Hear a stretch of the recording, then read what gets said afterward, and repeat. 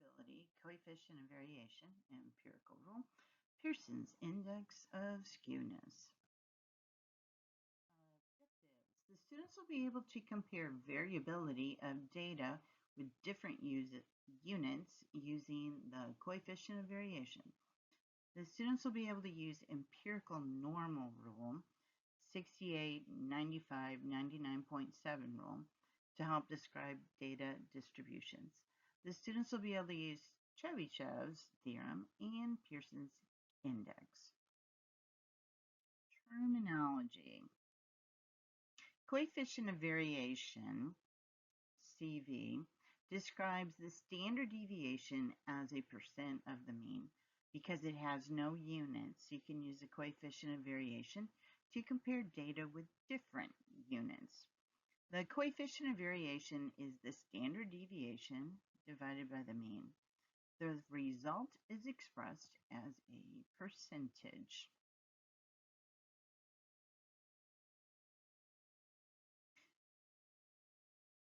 The formula is also shown there. S, of course, is sample standard deviation, and X bar is the sample mean.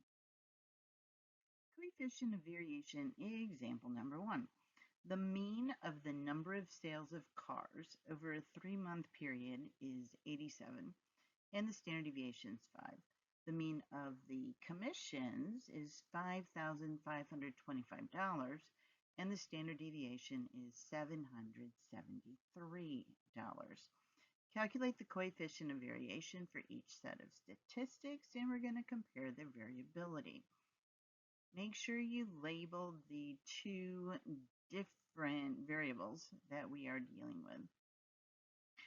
So we're going to do the coefficient of variation for the number of sales first. And our formula was standard deviation divided by the mean. And that's about 5.7%. For commissions, the coefficient of variation takes the standard deviation divided by the mean. And that's about 14.0%. The higher the percentage, the more variable the data. So the commissions are more variable than the number of car sales. Example number 2. The mean for the number of pages of a sample of women's fitness magazines is 132, with a variance of 23. The mean for the number of advertisements of a sample of women's fitness magazines is 182, with a variance of 62. Round to the nearest whole number. Because the formula uses standard deviation, we're going to have to convert the variance to the standard deviation by taking the square root. So the square root of 23 is about 5. Because the values that were given to us are rounded based on the data, we round to the same number of decimal places. We also need to switch the variance for our other variable, and the variance was 62, so we square root 62, and it's about 8. And we're going to use these values in our formula. The two variables are number of pages and number of advertisements. Coefficient of variation for number of pages takes our standard deviation of 5 and divides by the mean of 132, and it's about 3.8%. Coefficient of variation for number of advertisements, we take that standard deviation, 8, and we divide by the mean of 182, and that's about 4.4%. The higher the percentage, the more variable the data. So the number of advertisements is more variable than the number of pages. Your turn. The table at the right shows the height in inches and weights in pounds of the members of a basketball team. Calculate the coefficient of variation for each set of data, round the means and standard deviations to 1 decimal place. Because our original data is to the nearest whole number, we go 1 more decimal place than that. So we need to calculate the mean and standard deviation first for each set of data. and get the mean and standard deviation. So I put the values for the heights in list 1 and the weights in list 2. I then calculated the one variable statistics for list 1, the heights, and the mean was 72.75, but we round to 1 decimal place. So our mean is going to be 72.8. Standard deviation is also listed there, SX, in 1 decimal place, it's 3.4. When we do the calculations for list 2, which are the weights, our mean is 187.8 when we round, and our standard deviation would be 18.5. Now that we have those values, we can calculate our coefficient of variation. We take the standard deviation divided by the mean. Most common mistake is do it upside down. When you divide, you get about 4.7%. Doing the same thing with the weights, coefficient of variation. Standard deviation is 18.5, and we're dividing by the mean, 187.8. It's about 9.9%. So the higher the percentage, the more variable the data. So the weights are more variable than the heights. Your turn, number 2. Average score of students in one calculus class is 110 with a standard deviation of 5. Average scores of students in a statistics class is 106, standard deviation 4. Calculate the coefficient of variation for each class scores. Remember, we're not doing variability of classes, but the class scores. So we're doing it for both calculus and statistics, doing the coefficient of variation. Calculus standard deviation is 5, mean is 110, and it's about 4.5%. When we do it for statistics, that standard deviation is 4, means 106, divide. We get about 3.8%. Higher the percentage, more variable the data. So which class scores are more variable?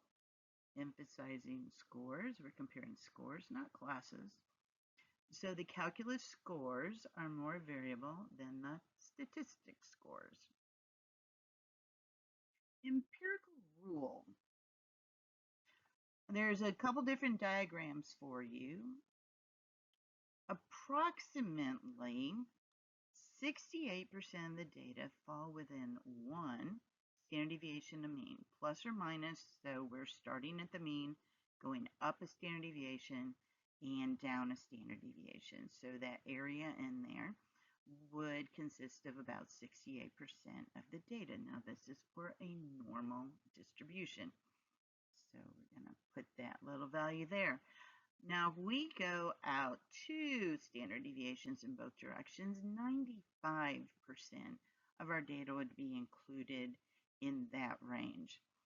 So put a little 95 down there. If we go out 3 standard deviations above and below our mean, about 99.7% of the data is within that range. So just about everything. Do notice on the graph above, the curve does not touch the x-axis. That's the way it should be. I don't like the one down below because it actually looks like it touches. But it gets closer and closer and closer to that x-axis, but it does not touch. Here's an example 3 of the empirical normal rule. A very helpful thing to do is to use a diagram. Given a normal distribution with a mean of 480, so that's going to go right there in the middle, and a standard deviation of 90, which means every time you go up from one dashed line to the next, you're going up by 90 or you're going down by 90. So subtract 90 on the left and you get 390. Add it on the right and you get 570. Keep doing that again. Go down by 90, up by 90, and one last time. That's 3 standard deviations away. So 68% of the data is going to be between 390 and 570. 95% of the data, going 2 standard deviations in both directions, is between 300 and 660. The 99.7% of the data goes out 3 standard deviations in both directions, and that's from 210 to 750. Empirical normal rule, example number 4. In a survey conducted by the National Center for Health Statistics, the sample mean height of women in the United States, ages 20 to 29, was 64.3 inches with a sample standard deviation of 2.62 inches. They have a diagram already there for you. They have the mean in the middle, and each standard deviation to the right, they keep adding the 2.62, and as you go to the left, they're subtracting this 2.62. They want us to, first of all, estimate the percent of women whose heights are between 59.06 inches and 64.3 inches. So that's right there. We can add the percentages that are listed there. 13.5 plus 34 is 47.5%. Another way you could have done it, if you go up and down 2 standard deviations from the mean, that's 95%, you could have cut it in half. Estimate the percentage of women's heights that are between 64.3 and 66.92. So that's that area right there. That's going up 1 standard deviation, so it should be the same as going down 1 standard deviation, so that should be 34%. Chebyshev's theorem. The proportion of values from a data set will fall within K standard deviations. Of course, K needs to be greater than 1 of the mean will be at least 1 minus the fraction 1 over K squared.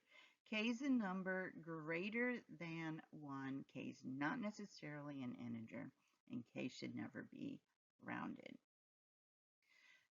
Chebyshev's theorem is for any distribution shape. It is not necessarily for normal distributions. I believe it works. It's just designed for other distributions.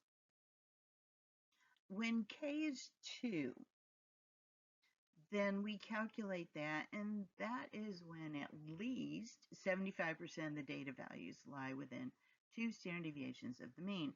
Notice the normal distribution is 68%, so this is indeed larger, and that is at least 75%. That's a phrase you need to remember. It is in his theorem. You got to make sure it's included. Now, if we calculate for when K is 3 in any data set, at least, and you calculate 1 minus the fraction 1 over 3 squared, which is going to be 88.9%. Now, for a normal distribution, if you go out 3 standard deviations above and below the mean, it's 99.7. Notice how this is slightly different, and it's at least. With a normal distribution, it's approximately that much, but Chebyshev's theorem is at least a certain. Chebyshev's theorem, example 5. The mean price of houses in a certain neighborhood is $50,000, and the standard deviation is 10,000. We need to find the price range for which at least 75% of the houses will sell. Now, we just discovered on that last slide that at least 75% means K is 2. So that's 2 standard deviations from the mean. So our mean minus KS gives us the lower limit of that range of values. And the mean plus KS gives us the upper value in that range. So if we do the mean, $50,000 minus 2 for our K, times the standard deviation, $10,000, we get $30,000. So that's the low end of this price range. If we do the same thing with the upper end, we're going to have our $50,000 plus 2 times 10,000. So that is $70,000. So at least 75% of the houses will range between $30,000 and $70,000. So the price range for which at least 75% of the houses will sell is between $30,000 and $70,000. Now here's a different problem type. Still Chebyshev's theorem, it is example 6. A survey of local companies found that the mean amount of travel allowance for executives is 25 cents a mile. Standard deviation is 2 cents. Using his theorem, find the minimum percentage of the data values that will fall between 20 cents and 30 cents.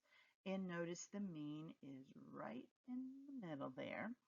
So we're going to have to figure out, first of all, what that KS is, that amount that we went from the mean up to our higher end and down to our lower end. This is how we do that. We're going to subtract the mean from the highest data value.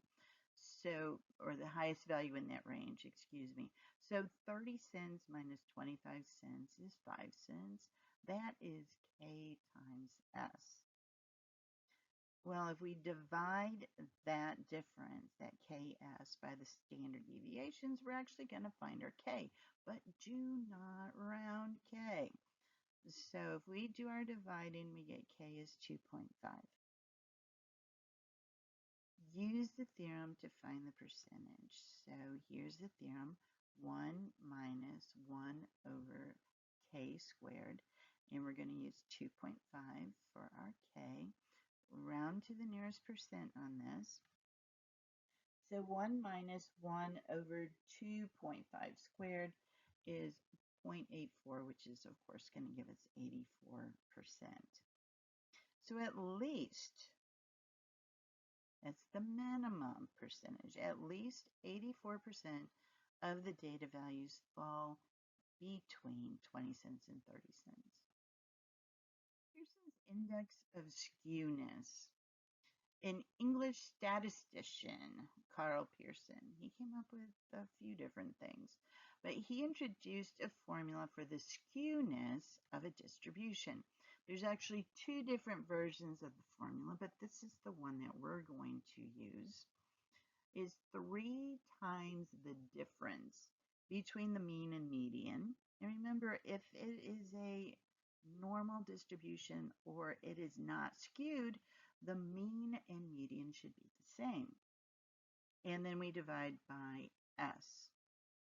Most distributions have an index of skewness between -3 and 3. When P is greater than 0 is skewed right.